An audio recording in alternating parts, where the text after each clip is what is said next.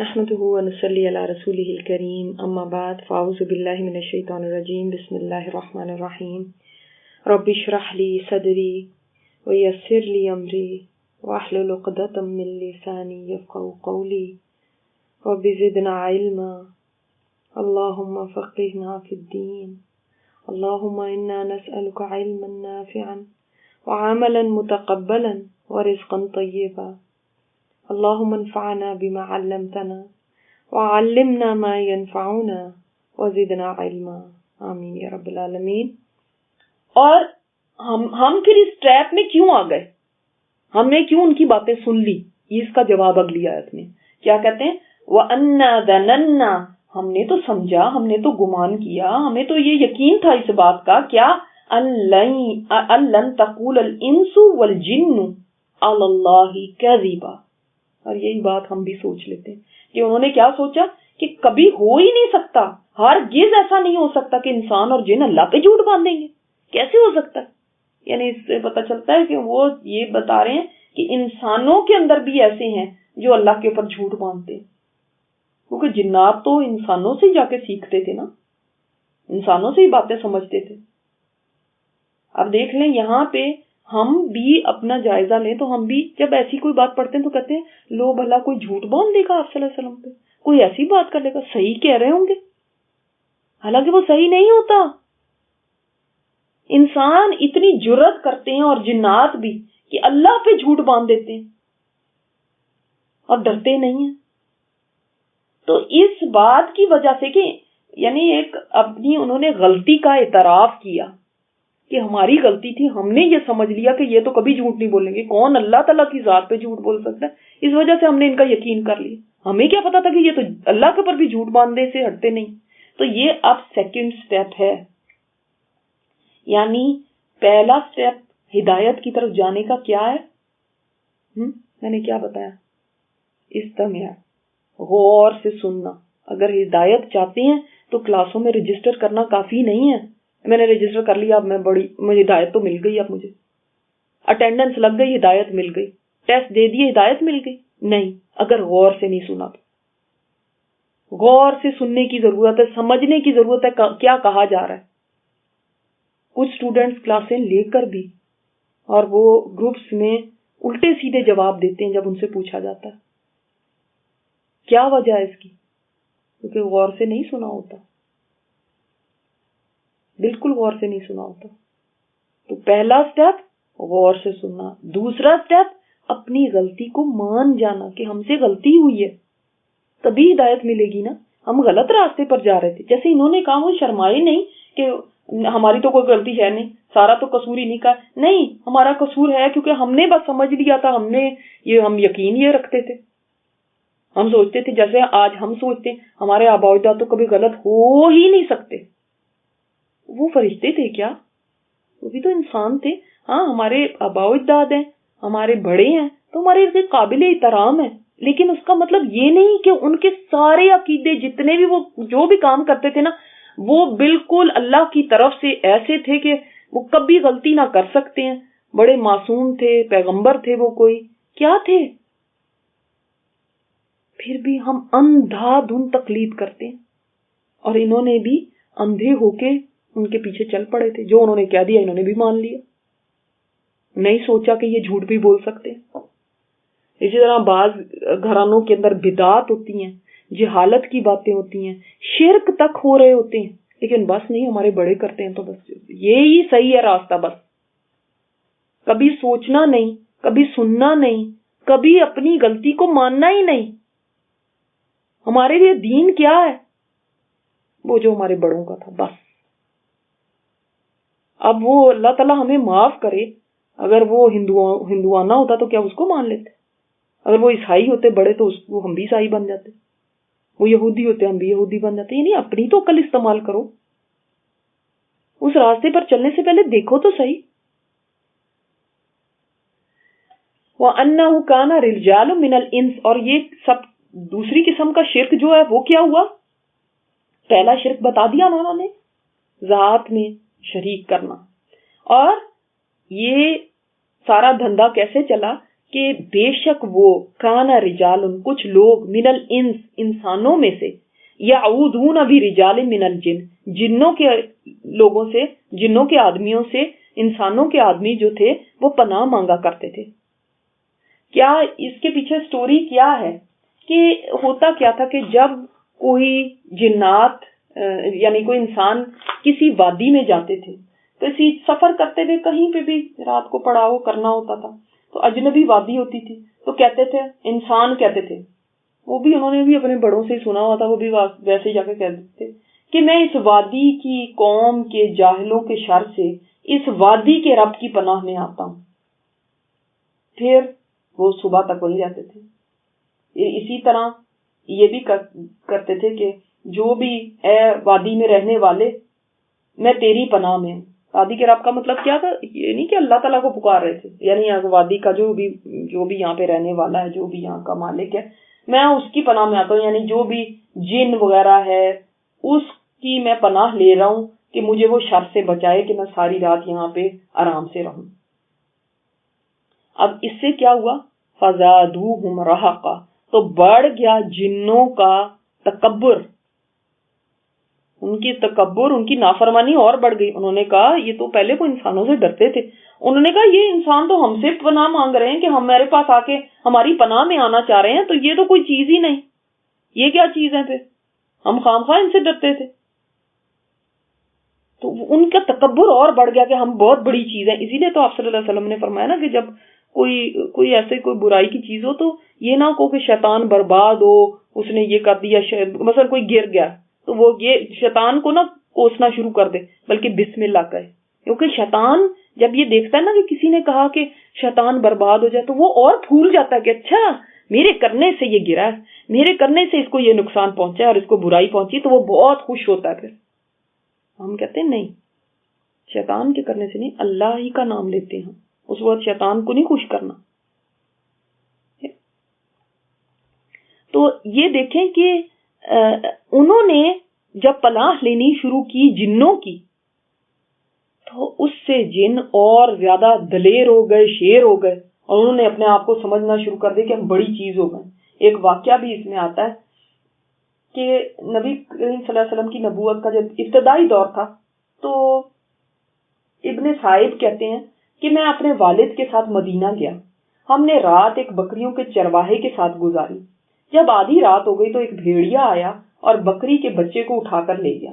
اس چرواہے نے پکارا، اے وادی میں رہنے والے، میں تیری پناہ میں ہوں، یعنی تو اب مجھے بچا، میں نے تو تیری پناہ لی ہوئی ہے۔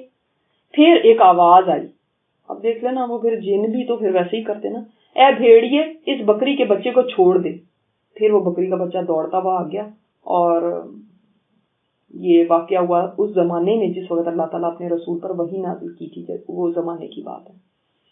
تو یعنی سمجھ لیں کہ وہ بھی کوئی جن تھا شاید جو بھیڑیے کی شکل میں آیا اور لے کے جا رہا تھا تاکہ ان کا اور یقین ہم پر ہو جائے، اور پھر وہ ایک جن کی آواز آئی کہ بھیڑیے تم اس کو چھوڑ دو، بکری کے بچے کو، تو اس نے چھوڑ دیا۔ یعنی اب اس سے یہ پتہ چلتا ہے نا، یہ پناہ لینا کسی کی اس طرح سے یہ بھی شرک ہو جاتا ہے۔ ہم پناہ کس کی لیتے ہیں؟ اللہ تعالیٰ کی۔ اعوذ باللہ جب ہم پڑھتے ہیں تو ہم اللہ کی پناہ میں آ جاتے ہیں، کیونکہ جس سے آپ پناہ لیتے ہیں نا، آپ کو یہ یقین ہوتا ہے کہ یہ میری حفاظت کر سکتا ہے، یہ مجھے ہر شر سے بچا سکتا ہے، سوائے اللہ کی ذات کی تو اور کوئی نہیں ہو سکتا۔ جب کوئی لوگ جا کے جنوں کو پکاریں گے اور کہیں گے کہ تم ہمیں اپنی پناہ میں لے لو، اس کا مطلب اس نے تو سارا کچھ جن کو ہی سمجھ لیا۔ شرک اسی طرح شروع ہوتا ہے۔ انہوں نے کہا یہ جنوں کے اندر جو سرکشی آئی ہے نا، اتنا تکبر آ گیا، وہ اسی وجہ سے آیا۔ اب بعض لوگ اسی طرح یہ بھی کہتے ہیں کہ جیسے جنوں نے قبضہ کر لیا کسی کے اوپر، جن آ گیا کسی کے اوپر، یا جادو کسی کے اوپر ہو گیا، تو اب یہ بھی اب ہم بھی اس کے اوپر جادو کریں گے، تو یہ بھی غلط ہے۔ صرف توحید اور رقیہ شرعیہ یہ کرنا جائز ہے، اس کے علاوہ کچھ نہیں کہ اب ان کے اوپر اب جن آیا تو اب ہم جن کو ختم کرنے کے لیے اب ہم بھی اس کے اوپر کچھ نہ کچھ واپس جادو کریں گے یا کچھ اور کوئی چیزیں کریں گے ایسی جو جس میں شرک ہے، کفر ہے، تو پھر یہ ہم سے دور ہوں گے. یہ جائز نہیں ہے. اور یہاں سے یہی پتا چلا کہ جنوں سے ہم کام نہیں لے سکتے. ظاہر ہے کوئی مومن جن ہوگا تو وہ تو ظاہر ہے کسی کے قبضے میں کوئی کرے گا ہی نہیں، اور مومن انسان بھی نہیں ایسے کرے گا جو سچا اللہ کے اوپر ایمان رکھتا ہوگا. جو کافر جن ہے وہ ان کے کام کرتے ہیں جو ان کے جیسے ہوتے ہیں انسانوں میں سے، چاہے وہ اپنے آپ کو مسلمان ہی کیوں نہ کہیں. لیکن جو خود شرک میں پڑ جاتے ہیں، جو میں نے آپ کو جیسے بتایا ایسے غلیظ عمل کرتے ہیں، تو انہی کے قابو میں ہی آتے ہیں نا، پھر یہ ان سے ہی اپنے کام کرواتے ہیں.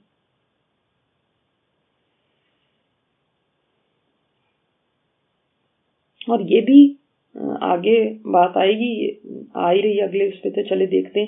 وَأَنَّهُمْ ظَنُّوا كَمَا ظَنَنْتُمْ أَن لَّن يَبْعَثَ اللَّهُ أَحَدًا. اور ہماری ایک اور وجہ کیا تھی کہ ہم اسی پہ چلتے رہے کہ ہم سمجھتے تھے کہ جیسا کہ تم نے سمجھا، اپنے جنوں کو کہہ رہے ہیں کہ اللہ تو کسی کو نہیں اب بھیجے گا، یعنی اب عیسیٰ علیہ السلام کے بعد اب کوئی نبی نہیں آنا. تو ہم بھی یہی سمجھے بیٹھے ہوئے تھے. لیکن اللہ تعالیٰ نے اپنے ایک بندے پہ کلام اتار دیا. وَأَنَّا لَمَسْنَا السَّمَاءَ. اور بے شک ہم نے چھوا آسمان کو، یعنی جب ہم اوپر گئے آسمان کی طرف، فَوَجَدْنَاهَا مُلِئَتْ حَرَسًا شَدِيدًا وَشُهُبًا. ہم نے کیا پایا وہاں پہ؟ بھرا ہوا ہے چوکیداروں سے، گارڈ سے. سیکیورٹی اتنی شدید ہے، سخت ہے. اور آگ کے گولے ہم نے دیکھے وہاں پہ. یعنی ہم تو وہاں پہ سننے کے لیے جاتے تھے نا باتیں، پہلے تو ہم بڑے آرام سے جایا کرتے تھے. اب ایسا کیا ہو گیا کہ وہاں پہ ہم نے آسمان میں کس طرح سے دیکھا کہ اتنا پہرا سخت ہو گیا، اتنی سیکیورٹی ہو گئی ہے. جدھر کو ہم جاتے ہیں سخت سیکیورٹی، اور آگ کے گولے ہم پر پھینکے جاتے ہیں. سمجھ گئے نا پھر کوئی مسئلہ ہے. لوگ یہ جاتے کیوں تھے؟ اتنا کیا تھا ان کو جانے کا؟ جاتے یہی تھے کہ ظاہر ہے کسی نہ کسی نجومی کے ساتھ ان کے تعلقات تھے، جادوگر نجومین کے ساتھ، اور ان کو باتیں بتانے کے لیے یہ اوپر جا کے سنتے تھے. اسی وجہ سے آپ دیکھیں ہمارے دین میں یہ نجومی اور ان کے پاس جانا اس قدر سخت منع کیا گیا کہ ایک حدیث میں آتا ہے کہ صرف جو جاتا ہے نجومی کے پاس، کوئی اس نے ابھی کوئی تصدیق نہیں کی، اس کی کوئی کچھ نہیں، بس صرف جاتا ہے، اس کے پاس بیٹھتا ہے، 40 دن کی اس کی نماز قبول نہیں ہوتی. اور اگر اس کے اوپر ایمان رکھتا ہے، ایمان رکھنے کا مطلب کیا؟ یعنی نجومی کی بات کو کہے کہ ہاں ویسے واقعی اس نجومی نے بات کہی تھی نا، بالکل صحیح کہی تھی. اب تو اللہ ہمیں معاف کرے کہ ہم اپنے یہ میڈیا وغیرہ پہ بھی کوئی یعنی الیکشن ہونا ہو یا کوئی میچ ہونا ہو یا کچھ ہونا ہو تو نجومیوں کو بٹھا دیتے، یا یہ بتائیں گے کو کون جیتے گا. وہ پھر اپنے کوئی کسی طرح سے بتا رہا ہوتا ہے، کوئی کسی پتہ نہیں کیا کیا طریقے اب نکال لیے ہیں انہوں نے. پیچھے سارے وہ جنات کی شرارتیں ہوتی ہیں، وہ ان کو آ کے بتاتے ہیں. تو جس نے کہہ دیا نا، کبھی مثلا ہم گئے نہیں ہیں لیکن ہم نے کوئی بات سن لی کسی نجومی کی کہ فلاں جیتے گا فار ایگزامپل، اب ہم اس کے بعد تصدیق کر دیتے ہیں لیکن واقعی اس دن انہوں نے ٹی وی پہ یہ بتایا تھا نا، فلاں آیا ہوا تھا، ایسے بڑی صحیح باتیں بتاتا ہے. تو آپ سوچیں کہ یہ اس قدر بڑی بات ہے. ہم تو سوچتے ہیں نا بس ہم ایک دفعہ ایمان لے آئے ہیں تو اب بس ہمارا ایمان چلتا رہے گا اسی طرح. حالانکہ آپ صلی اللہ علیہ وسلم نے فرمایا یہ ایسی ہے کہ جو آپ صلی اللہ علیہ وسلم لے کر آئے ہیں اس کا انکار کر دے. اور آپ صلی اللہ علیہ وسلم کیا لے کر آئے ہیں؟ یہ دین اسلام. اس کا انکار کرنا کیا ہے؟ کفر. یعنی اس نے کفر بیان کر دیا، اس نے زبان سے کفر کر لیا. جو کہہ دے ہاں اس نے صحیح کہا ہے، ہاں دیکھا وہ بات سچ ہو گئی نا، اس نجومی نے بتائی تھی، ہاں میں اب اس نے کہا تھا یہ کرو، اس طرح سے کرو، فلاں دن کرو، فلاں وقت میں کرو تو پھر تمہارا سب کاروبار اچھا ہو جائے گا، میں فلاں دن میں ہی کروں گا. یہ اس کے اوپر ایمان ہی ہے نا. اس نے جیسا بتایا میں ویسے ہی چلوں گا. اس نے کہا یہاں پہ رشتہ نہ کرنا، میں نہیں کروں گا. سب اس کے اوپر ایمان ہے. انسان کفر تک پہنچ جاتا ہے ان نجومیوں کے پاس جانے سے، ان کی باتوں کی تصدیق کرنے سے، ان کی باتوں کے مطابق عمل کرنے سے. لیکن کیا اس کو کچھ برا سمجھا جاتا ہے؟ کیا اس کو اتنا بڑا گناہ سمجھا جاتا ہے؟ شاید کوئی کہہ دے چھوٹا موٹا اس کو برا کہہ دے، لیکن کوئی اس کو کوئی بڑا گناہ نہیں سمجھتا، کوئی اس کو کفر نہیں سمجھتا. ابھی آپ دیکھیں کہ ہمارے ملکوں میں دیواروں پہ بھی لکھا ہوتا ہے आमिर नजूमी नागर फलां नजूमी यहाँ पे आपका काम इस तरह हो जाएगा, वैसे हो जाएगा, महबूब कदमों में होगा, और जो फलां पता नहीं क्या क्या कर देंगे, घरेलू झगड़े खत्म, और सब बातें करते हैं ना। तो वो नजूमी फिर बहुत सारे, जाहिर है वो तो एक ही पॉइंट लाके दे सकते हैं, उनको कोई ज्यादा लंबी चौड़ी उनके पास स्टोरीज तो होती नहीं, वो जिन्नात लाके उनको बताते हैं। ये साथ अब इन्होंने कुछ जोड़ना भी है, वो जोड़ते कुछ ना कुछ बात, अब उसमें से कोई सच हो जाती, कोई झूठ रहती। झूठी बातों को कोई नहीं पूछता बाद में, लेकिन किसी की बात अगर वैसे ही वाकई हो गई तो फिर जरूर कहते हैं। तो सख्त गुनाह है ये।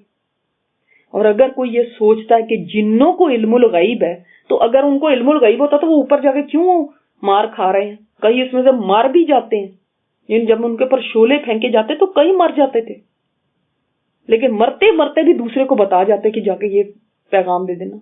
एक दूसरे के ऊपर ना ऐसे क्लाइंब करते करते करते ऊपर आसमानों तक, और ऊपर से जब शोला आया तो इससे पहले कि शोला पहले वाले को हिट करे, उसने दूसरे को बता दी, दूसरे ने तीसरे को, तीसरे ने चौथे को, इस तरह करते करते आखिरी वाले ने जाके नजूमी के कान में बात डाल दी। ऐसे चलता था इनका धंधा।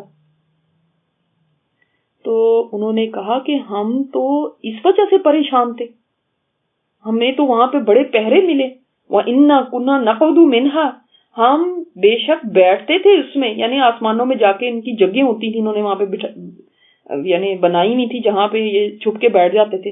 मकाइदा लिस्सम, कि बैठने की जगहों पर सुनने के लिए। यहां से पता चल गया इस चीज का सबूत कि ये सुनने ऊपर जाते हैं।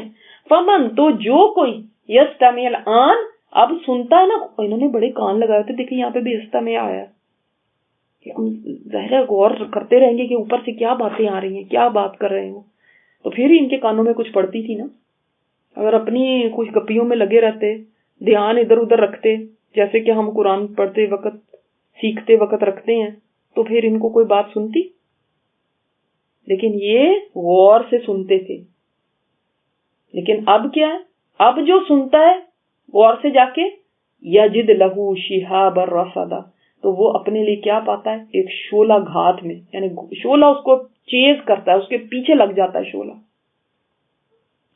वह अन्ना ला नदरी, और बेशक हम नहीं जानते, क्या अशर्रुन उरीदु बिमन फिल अर्दी अम अरादा बिहिम रब्बुहुम रशदा, कि क्या शर का इरादा किया गया, देखिए आप पैसिव फॉर्म है, किया गया बिमन फिल अर्दी, जो जमीन में, अम या अरादा इरादा किया, साथ उनके रब ने भलाई का। हमें नहीं समझ आ रही थी, हम जब से ऊपर जाते हमें इस तरह से शिहाब अपनी घात में नजर आते, लेकिन अब समझ नहीं आ रही थी ये क्या बात है। जमीन वालों के साथ शर का इरादा किया गया है, यहाँ इनके साथ उनके रब ने कोई भलाई का इरादा किया। नोट करें इस आयत को, जरा गौर से देखें। पैसिव फॉर्म है पहली, और अरादा एक्टिव फॉर्म है। इरादा किया उनके साथ उनके रब ने, जब बात आई खैर की, भलाई की। लेकिन जब शर की बात आई तो उन्होंने ये नहीं कहा कि इरादा किया साथ उनके रब ने शर का। ये क्वेश्चन है अब, ये ऐसा क्यों है?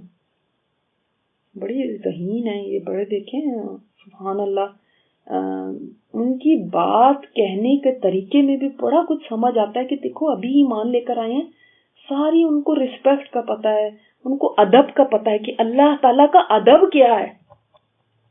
अल्लाह ताला का अदब एक ये भी है कि अल्लाह ताला की तरफ शर को मंसूब ना किया जाए, ठीक है, शर की बात, हालांकि शर और खैर दोनों अल्लाह की तरफ से ही आते हैं।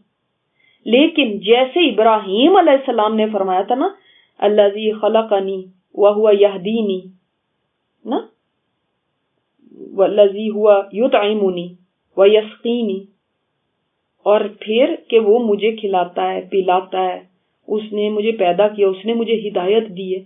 लेकिन जब बीमारी की बात करने लगे तो ये नहीं कहा जब वो मुझे बीमार करता है तो वो मुझे शिफा देता है, बल्कि फरमाया व इज़ा मरिदतु फहुवा यशफीनी, जब मैं बीमार होता हूँ तो वो मुझे शिफा देता है। बाकी सारी बातों में कहा कि वो मुझे ये करता है, उसने मुझे पैदा किया, उसने मुझे हिदायत।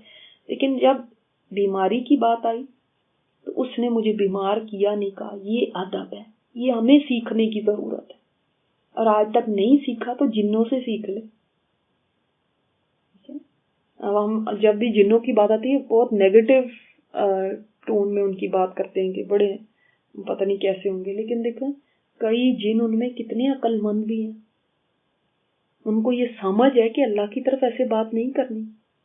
لیکن آج مسلمانوں میں بھی ایسے لوگ ہیں جو اتنے لیجرلی, اتنے بے پرواہی کے ساتھ اللہ کا ذکر کرتے ہیں کہ ڈر لگتا ہے ایک دم کہ ان کو سمجھ بھی ہے یہ کس کا ذکر کر رہے ہیں, ان کو سمجھ بھی ہے یہ کس کی بات کر رہے ہیں, یہ جانتے ہیں اللہ ایسے اور اس نے ایسے کیوں کیا اور اس نے یہ کیوں, یعنی ایسے جیسے کہ آپ اپنے بچے کی بات کر رہے ہیں یا جیسے اور کسی انسان کی بات کر رہے ہیں.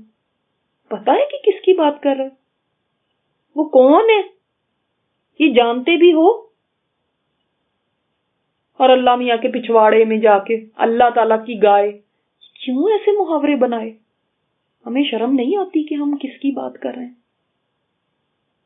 ان محاوروں کو خدا کے لیے اب چھوڑ دیں. جب ہم قرآن کی طرف آ گئے, ایسی کوئی بات ہمارے منہ سے نہیں نکلنی چاہیے جو اللہ تعالیٰ کی شان کے لائق نہیں ہے. کیسے اگر کسی بے وقوف نے ایسے محاورے بنا بھی لیے تھے تو استعمال کرنے والے تو عقل کر لیتے, یا وہ بھی اندھا دھند بس محاورہ ہے ہماری زبان میں تو ہم نے بولے جانا. کیوں؟ کیا ہمارے دل میں کوئی رسپیکٹ نہیں اللہ کی؟ جس کی رسپیکٹ ہوتی ہے ہم کیسے اس کو پکارتے ہیں؟ ہمیں مثلا اپنے والدین کی رسپیکٹ ہے, کیا ہم ان کے بارے میں ایسی بدتمیزی سے بات کرتے ہیں؟ میرا باپ تو ایسا, میرا باپ یہ. اب تو خیر رسپیکٹ ختم ہی ہو چکی ہے, لیکن جو رسپیکٹ جس کی بھی کرتا ہو تو وہ بڑے ادب سے بات کرتا ہے, وہ بڑے, یعنی جب وہ بات کرنے ہی لگتا تو پتہ چلتا ہے کہ کتنی اس کے دل میں تعظیم ہے, کتنی عزت ہے اپنے والدین کی. ابا جان کہہ کے, اسی طرح آپ جس کی بھی رسپیکٹ کرتے ہیں آپ اس کے ساتھ پھر کچھ اور بھی لگا لیتے ہیں, اس کا نام تک نہیں آپ لیتے. سارے رسپیکٹ کے طریقے ہیں نا. لیکن کیا بات ہے کہ جب اللہ تعالیٰ کی بات آتی تو ہمیں سمجھ نہیں آتی کہ ہم نے کیا بولنا اور کیا نہیں بولنا, کہ جیسے کسی ہم راہ چلتے کی بات کر رہے ہیں, اور اعتراض تو ایسے کرتے ہیں کہ جیسے ہمارا پورا رائٹ ہے اعتراض کرنے کا. نعوذ باللہ, جیسے خدا ہم ہیں. ہاں, ہم اپنی حیثیت نہیں دیکھتے کہ ہم کیا ہیں, ہم کیا چیز ہیں جو ہم ایسے بات کرتے ہیں. اور دیکھیں سبحان اللہ وہ کس طرح سے بات کرتے ہیں, اور یہی ابراہیم علیہ السلام کا بھی طریقہ. اور دیکھیں دوسری یہ بات ہے کہ شر جو ہوتا ہے نا, ہم جس چیز کو شر کہتے ہیں, ہم اس کو کوئی ہم خرابی کی یا کوئی ایسی یعنی نقصان کی چیز کو دیکھیں یا کسی کی فوتگی کو دیکھیں تو ہم اس کو شر سمجھتے ہیں, رائٹ؟ انہی چیزوں کو ہم شر کہتے ہیں. لیکن شر جس کو ہم شر بولتے ہیں, اب مجھے شر ہی کہنا پڑ رہا ہے کیونکہ میرے پاس کوئی اور ورڈ نہیں ہے, جس کو ہم شر کہتے ہیں نا, ایکچولی وہ شر نہیں ہے, وہ خیر ہے. اب یہ کون ہمیں سمجھائے, کیونکہ ہمارے پاس ظاہری نظر ہے. لیکن میں اس کی ایک مثال آپ کو دیتی ہوں, پھر آگے چلتے ہیں. سورہ کہف میں جب آپ موسیٰ اور خضر علیہ السلام کی سٹوری پڑھتے ہیں تو ساری چیزیں موسیٰ علیہ السلام کو کیا نظر آ رہی ہیں, چاہے وہ کشتی کا توڑا جانا, سوراخ کرنا اس میں, چاہے بچے کا مارا جانا, جو بھی سارے انسیڈنٹس ان کو لگ رہے ہیں کہ یہ شر ہے, ایسا ہے نا. لیکن جب ان کو حقیقت پتہ چلی تو وہ کیا تھی سب چیزیں خیر. اس سے کیا پتہ چلا کہ جو چیز ہمیں نظر آ رہی ہوتی ہے وہ اس وقت ہمیں ہو سکتا ہے کہ لگے کہ یہ شر ہے, چاہے وہ کسی کا مرنا ہی کیوں نہ ہو, ایک بچے کا مرنا ہی کیوں نہ ہو, کسی پیارے کا جانا دنیا سے, یا کوئی بھی ایسی چیز جو ہمیں لگ رہا ہے کہ یہ شر ہے. لیکن جب اس کی حقیقت پتہ چلے گی تو وہ خیر ہے. مگر اس خیر کی حقیقت جاننے کے لیے کیا ضروری تھا, کیا کرنا پڑا موسیٰ علیہ السلام کو, اور ہمیں بھی کیا کرنا چاہیے. موسیٰ علیہ السلام کے لیے صبر ضروری تھا, صبر کیا تو اینڈ میں جا کے یہ باتیں پتہ چل گئی. صبر کرنا پڑا نا, مصیبت نہیں پتہ چل رہی تھی. ہمیں بھی اگر یہ جاننا ہے کہ اس میں کیا خیر ہے, پہلے تو ہم خود ڈھونڈنے بیٹھ جاتے ہیں, پھر کچھ ہمیں سمجھ نہیں آتا, کیونکہ ہم ظاہر ہے ہمارے پاس بہت لمیٹڈ سائٹ ہے. ہم صرف ظاہر بالکل جو سامنے چیز ہے پیرنٹ ہے اس کو دیکھ سکتے ہیں. لیکن اگر ہم صبر کریں نا, صبر سے چلتے رہیں, تو ایک دن حقیقت ہمارے سامنے آ جائے گی اور پھر ہمیں سمجھ آئے گی کہ خیر کیا تھی اس میں. اور اس کے لیے ٹائم دو, صبر کرو, فوراً کنکلوژن نہ دے دو مجھے تو اس میں کوئی خیر نہیں نظر آتی. خیر پتہ نہیں, اگر آپ کہتے ہیں تو ٹھیک ہے ہوگی, لیکن ویسے مجھے نہیں کچھ نظر آ رہا. تو آپ کیا کہنا چاہ رہے ہیں کہ اللہ نے کوئی شر کیا؟ اللہ اکبر. تو مینرز ان کی دیکھیں. اسی سے علماء کہتے ہیں کہ جن کا بھی انسان ادب کرتا ہو, جو بھی بڑے ہوں, چاہے وہ والدین ہیں, چاہے وہ اساتذہ کرام ہیں, چاہے وہ اور کوئی ایسے بزرگ رشتے ہیں, چاہے وہ انبیاء کرام ہیں یا صحابہ ہیں یا کوئی, ان کی غلطیاں نہ نکالو کہ یہ ان کی غلطی تھی, یہ ان کا غلط کام, یہ ان کا غلط کام. بعض لوگ والدین کے اوپر کرنے لگتے ہیں, ہمارے ماں باپ نے تو بڑی غلطیاں کی, ہمارے ماں باپ نے تو ایسا کیا. نہیں, یہ ادب نہیں ہے کہ ان کو کرٹیسائز کیا جائے, شر نکالے جائیں. یہ ادب یہی ہے کہ شر کی نسبت نہ اس طرف کی جائے. ٹھیک ہے, جیسے ہم اب کہتے ہیں اگر وہ کوئی غلط عقیدے بھی رکھتے تھے کوئی ایسے, تو اس کو ایسے مبہم الفاظ کے اندر کہا جائے کہ ڈائریکٹ ان کو ایسے بدتمیزی سے نہیں کہ ہماری ماں تو ایسے کرتی تھی, ہماری تو یہ ہے, انہوں نے تو یہ نہیں صحیح کیا, انہوں نے وہ نہیں صحیح کیا, اور ان کی جو ساری یعنی برائیوں کی ایک لسٹ نکال کے اور اس کو ڈسکس کرتے رہیں. یہ درست نہیں ہے, یہ ادب کا تقاضا نہیں ہے. تو والدین کے ادب میں یہ بھی آتا ہے. تو اسی سے ہم دیکھتے ہیں ادب کس طرح سے کیا جاتا ہے. ٹھیک. وَأَنَّا مِنَّا الصَّالِحُونَ, ہم میں سے بے شک نیک لوگ بھی ہیں. ایسے ہمارے دماغوں میں ہوتا ہے نا کہ سارے جن پتہ نہیں شیطان ہی ہیں, سارے ہی برے ہیں. سارے برے نہیں ہیں, ان میں نیک بھی ہیں. لیکن جیسے انسانوں کے اندر آپ دیکھتے ہیں نا کہ نیک تو کم ہی ہیں, برے زیادہ ہیں, تو ان میں بھی اسی طرح. وَمِنَّا دُونَ ذَلِكَ, اور ہم میں سے ان کے علاوہ بھی ہیں. ہمیں میں سے ایسے بھی ہیں جو کہ نیک ہیں, صالح ہیں, اور قرآن سننے کے بعد ایمان بھی لے آئے. جیسے دیکھیں ایک ہوتی ہے نا فطرت بھی انسان کی ہوتی ہے اس میں, کہ دیکھیں آپ کچھ لوگ نبی علیہ الصلوۃ والسلام کے زمانے میں بھی ایسے تھے جنہوں نے اسلام حالانکہ ابھی جب آیا بھی نہیں تھا, آپ کو رسالت ملی بھی نہیں تھی, لیکن وہ لوگ کبھی بت پرستی کرنے والے نہیں تھے, کبھی انہوں نے بتوں کے سامنے سجدہ نہیں کیا تھا. جیسے نبی علیہ الصلوۃ والسلام خود بھی کبھی نہیں آپ نے سجدہ کیا بتوں کو, حالانکہ وہ تو اس وقت کا مذہب ہی تھا نا, انہوں نے کبھی نہیں سجدہ کیا. اسی طرح ابوبکر صدیق رضی اللہ تعالیٰ عنہ, کبھی نہیں انہوں نے بتوں کی پوجا کی. اسی طرح زید بن عمر, وہ قیامت کے دن پتہ ہے پوری امت کے طور پہ اٹھائے جائیں گے اکیلے ہی. سعید بن زید انہی کے بیٹے ہیں, ان کے جو والد تھے دیکھیں سبحان اللہ, حالانکہ اس وقت کوئی پیغام نہیں آیا تھا. ورقہ بن نوفل دیکھ لیں آپ.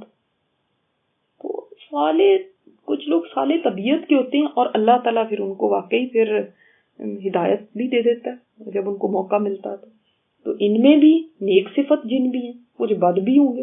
وَمِنَّا دُونَ ذَلِكَ, وہ اس کی اس میں نہیں گئے, یعنی ڈیٹیل میں نہیں گئے کہ کون کون ہیں, ان کی تو یہ برائیاں, وہ تو ایسے ہیں, وہ کرتے ہیں. انہوں نے بس کہا وَمِنَّا دُونَ ذَلِكَ, ہمارے میں اس کے علاوہ بھی ہیں بس.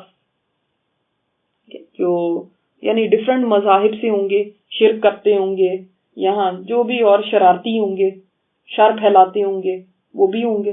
لیکن آپ دیکھ لیں حکمت کہ برائی کو ہائی لائٹ نہیں کیا, کہ اب وہ اس کو لے کر بیٹھ جاتے نا تو یہ تو کبھی ختم ہی نہیں ہونی تھی, لمبی لسٹ ہوتی.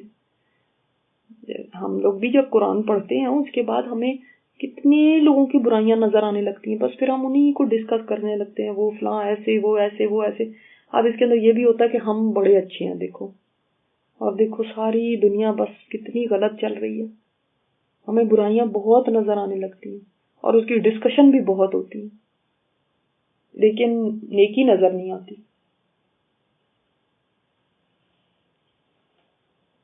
اور یہ بھی نہیں انہوں نے کیا کہ ساروں کو ہی لپیٹ دیں اس میں. انسانوں میں تو یہ ہوتا ہے نا، ہمارے یہاں کے کیا ہوتا ہے، جب بھی کسی کی بات کرنی ہو سبھی کو لپیٹ دیتے ہیں اور کیا کہتے ہیں، سبھی ایسے ہیں بھائی، سبھی ایسے ہیں، سبھی مطلبی ہیں، سبھی چور ہیں، سبھی آج کل بے ایمان ہیں. لیکن ایسا نہیں ہے، ہم اندر سے جانتے ہیں. اور جب ہم بات کرنے لگتے ہیں تو کبھی ہم ایسے کہتے ہیں کہ نہیں نہیں دوسرے بھی ہیں، پھر ہم سب کو ایک ہی صف میں کھڑا کر دیتے ہیں. لیکن انہوں نے ایسا نہیں کیا، حالانکہ ان میں بھی نیک کم ہی تھے. انہوں نے کہا کہ نہیں، ہمارے اندر نیک بھی ہیں اور دوسرے بھی ہیں. کنّا طرائق قدادا، ہم ہیں طریقوں پر مختلف، یعنی ہمارے بھی کئی مذاہب بھی ہیں، کئی فرقے بھی ہیں، ان میں بھی فرقے ہیں. بالکل جیسے انسانوں میں فرقے ہیں نا، تو ان میں بھی فرقے بھی ہیں، اور مذہب بھی ڈفرینٹ ڈفرینٹ ہے، سوچ بھی ڈفرینٹ ہیں، عادات بھی ڈفرینٹ ہیں، طریقوں میں سب چیزیں ہی آ گئی ہیں. سبحانک اللہم و بحمدک، نشہد ان لا الہ الا انت، نستغفرک و نتوب الیک.